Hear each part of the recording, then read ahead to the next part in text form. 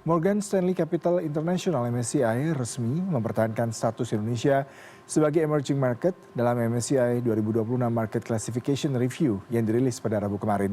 Keputusan ini sekaligus menghilangkan kekhawatiran pasar terkait potensi penurunan status Indonesia ke kategori frontier market yang sempat menjadi perhatian sejumlah pelaku pasar. Namun keputusan tersebut disertai sejumlah catatan yang perlu menjadi perhatian regulator maupun pelaku pasar. Untuk mengelaborasi hal ini telah hadir melalui sambungan virtual pengamat pasar modal Hans Kueh. Selamat pagi Pak Hans.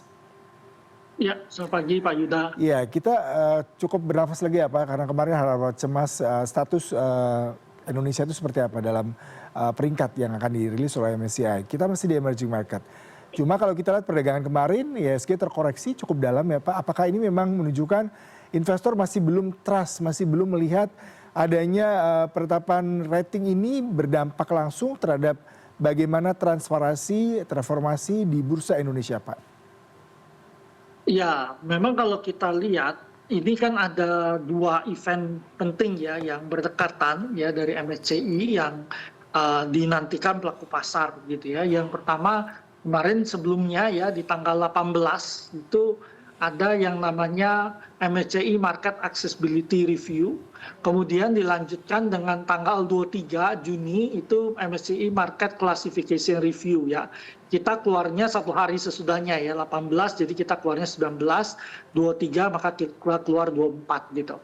Nah kalau kita lihat di pasar sendiri sebenarnya hasil yang diputuskan MSCI itu nggak negatif bagi kita ya. Jadi kalau kita perhatikan marketnya sempat menguat dulu gitu ya. Waktu MSCI sesudah mengeluarkan itu kita lihat di pagi-pagi market kita menguat dulu. Nah kemudian baru jam 10-an mulai terkoreksi turun. Nah ini faktor yang membuat koreksi pasar turun itu ada di luar dari global ya. Jadi pertama ada kekhawatiran tentang bubble AI. Jadi kalau kita melihat statement Microsoft dan perusahaan AI ya mulai terlihat ada risiko bubble AI. Jadi ada koreksi di sana. Kemudian yang kedua adalah terkait dengan kekhawatiran pasar tentang risiko global berubah menjadi stagflasi ya dengan potensi resesi pada beberapa negara. Ya stagflasi itu akan menyebabkan pertumbuhan melambat, inflasinya tinggi. Kemudian ada kekhawatiran ketiga yaitu kayak Bank of America bilang the Fed mungkin akan naikin bunga sampai 3 kali. Nah ini langsung buat pasar itu terkoreksi turun. Nah kemudian ada yang keempat adalah terkait AS dan Iran gitu ya, di mana klaim dari Amerika dengan klaim dari Iran terkait kesepakatan damai mereka itu berbeda gitu. Nah ini menyebabkan pasar menjadi khawatir tentang itu. Jadi sebenarnya pengumuman terakhir dari MSCI itu nggak negatif bagi kita ya, itu melegakan karena tadinya orang menunggu-nunggu, takutnya Indonesia turun ke frontier market gitu ya. Nah pengumuman tadi mengkonfirmasi ya kita tetap bertahan biarpun kita masih menunggu review pada November untuk memastikan sekali apakah freeze kita dicabut dan posisi kita di emerging market tetap bertahan nanti pada November nanti. Pak, kalau kita melihat memang MSCI memberikan catatan terkait dengan reformasi dan implementasi daripada bagaimana regulator BI di sini memberikan transparansi, kemudian juga terkait beberapa catatan free float seperti itu dan bagaimana kepemilikan saham. Nah, dalam waktu tegak hingga November, seperti apa yang Anda lihat dari para pelaku bisnis Indonesia ataupun investor asing melihat komitmen pemerintah untuk menjaga kepastian ini Pak bagi MSCI? Ya, kalau kita lihat sebenarnya kalau dilihat dari 4 agenda reformasi pasar modal itu kan diapresiasi oleh MSCI, diakui oleh MSCI ini bagus gitu ya. Jadi ada tentang peningkatan keterbukaan informasi ya. Jadi tadinya kan biasanya di seluruh dunia itu 5%. Jadi kalau kepemilikan di atas 5% itu dibuka siapa pemegang sahamnya. Nah, ada India dengan Thailand itu di bawah 5% ya. Jadi India itu 1%. Nah itu kita ikuti, kita pakai 1%. Jadi data itu lebih terbuka. Yang kedua klasifikasi saham. Tadinya kita ada 9 klasifikasi ya, klasifikasi investor ya. Tadinya kita ada 9, kemudian sekarang jadi 39 ya. Ini India kalau nggak salah 29-an gitu. Kemudian yang ketiga adalah kita mau menaikkan free float kita dari 7,5 menuju 15%. Tapi ini roadmap-nya udah terbentuk ya, dan butuh waktu untuk melakukan itu. Dan yang terakhir kita mengumumkan high shareholding concentration ya, ini juga dilakukan oleh bursa Hong Kong. Nah ini diapresiasi ya, ini dianggap baik, tetapi yang dibutuhkan oleh MSCI adalah praktek ini continue dan dilakukan terus ya, sehingga mereka bisa meyakini bahwa transparansi kita terjadi, kemudian praktek pasar terkoordinasi itu menghilang. Jadi mereka mau mereview lagi hasil kita, biarpun mengakui ini bagus, tapi praktek yang kita lakukan itu lebih penting supaya kita bisa lakukan continue sehingga mereka mungkin bisa membuka freeze kita pada November. Nah, tapi yang menarik adalah data menunjukkan biasanya negara yang di freeze oleh MSCI itu butuh waktu lebih dari biasanya hampir setahun, bahkan lebih gitu ya. Ada beberapa negara yang lebih untuk keluar dari freeze tadi, dibuka gitu ya ketika ada pembukuan. Nah ini yang menyebabkan kita harus melihat bahwa bukan berarti freeze kita dibuka itu artinya MSCI tidak menerima reformasi yang kita lakukan, tapi dia menyatakan bagus reformasi yang kita lakukan, tapi dia mau mengevaluasi kontinuitas ya, komitmen kita dengan reformasi tadi. Nah, freeze mereka itu biasanya memang setahunan gitu. Jadi kita harus memang menunggu gitu ya proses mereka dalam mungkin ya November atau mungkin malah sampai dengan Juni nanti baru freeze kita dibuka gitu. Jadi ini hal yang jadi dalam prosedurnya MSCI sendiri gitu Pak.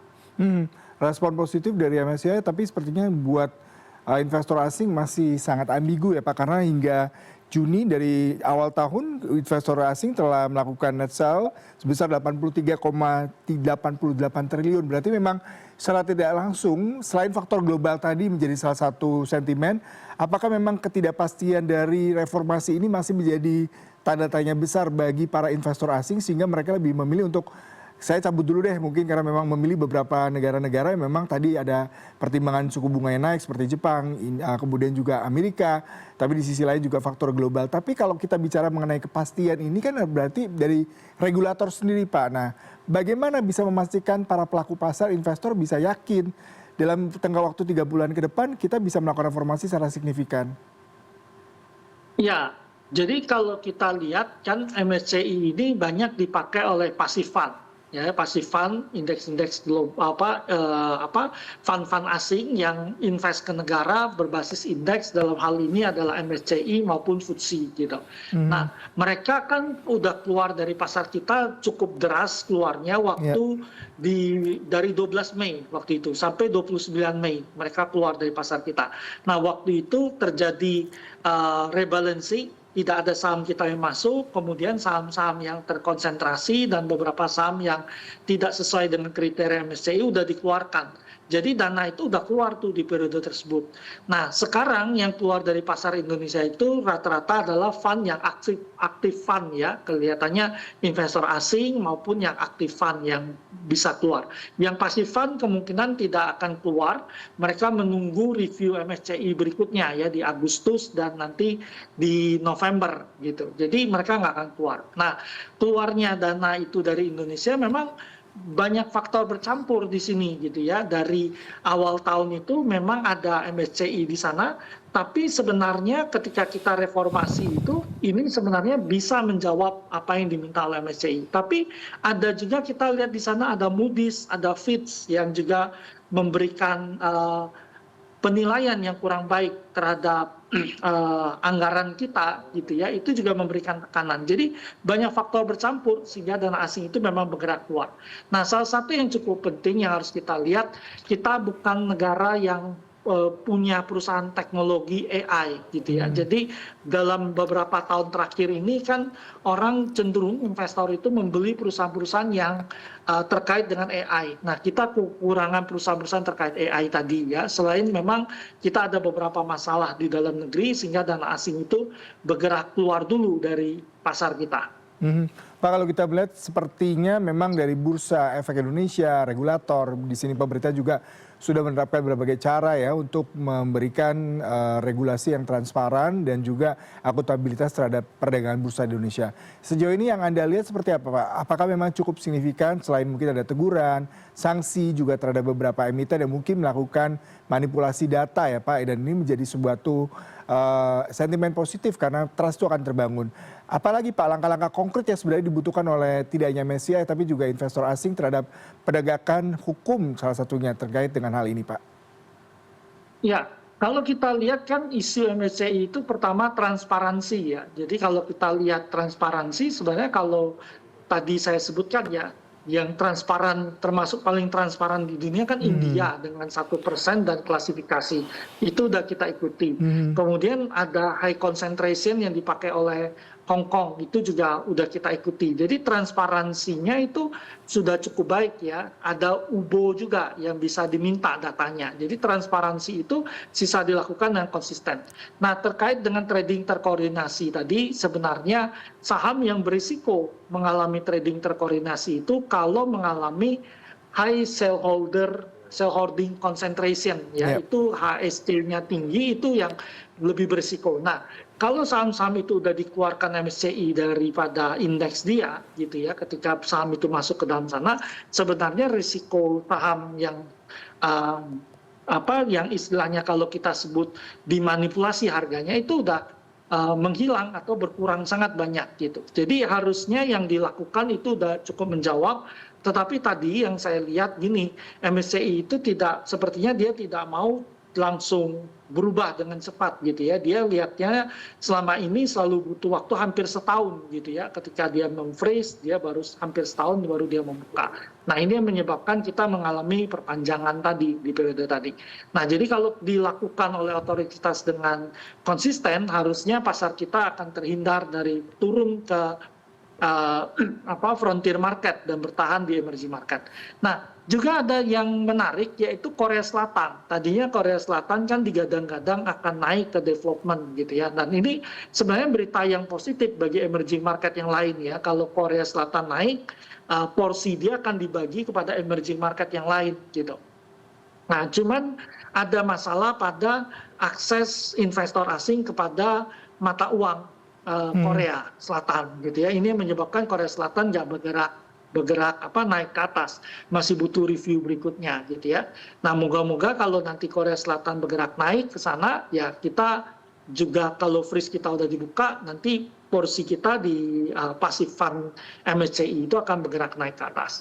Pak, terakhir kalau kita melihat sedikit memberikan overview terkait dengan IHSG ya Pak, hingga nanti November kalau kita selalu menjadikan sentimen global itu salah satu sentimen negatif ya terhadap perdagangan kita.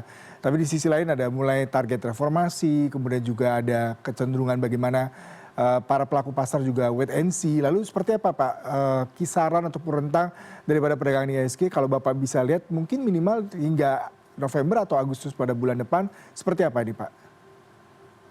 Ya, memang kalau kita lihat memang masih cukup banyak agenda yang mungkin orang nunggu ya di global sendiri ya.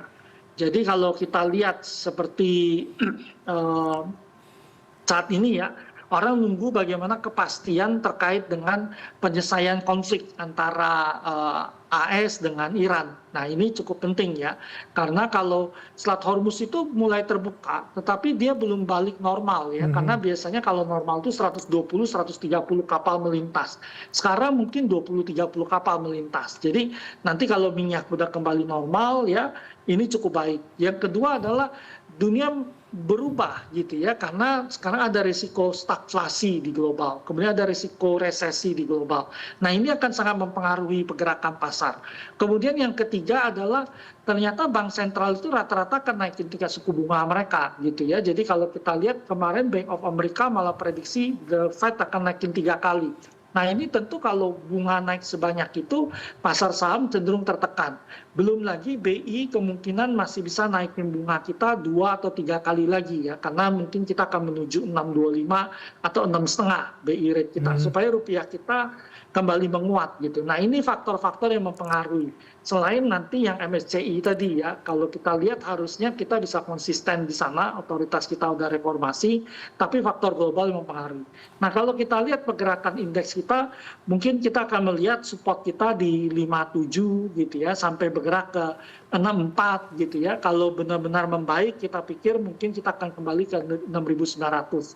Tapi kelihatannya pasar kita akan agak volatile pergerakannya ya, karena banyak faktor global yang masih mempengaruhi pasar. Baik Pak Hans, terima kasih untuk perbincangannya pada siang hari ini Pak. Salam sehat selalu Pak Hans. Ya, terima kasih. Selamat pagi, Pak.